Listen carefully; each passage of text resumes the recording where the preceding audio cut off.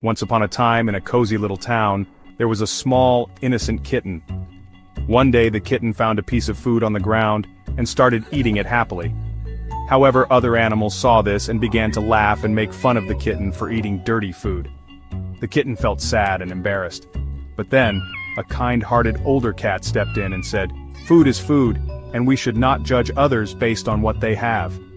The other animals listened and learned to be kinder. The kitten gained confidence, and soon, they all played together happily. So next time you see someone being judged, remember the kitten, and be kind. Because kindness is contagious.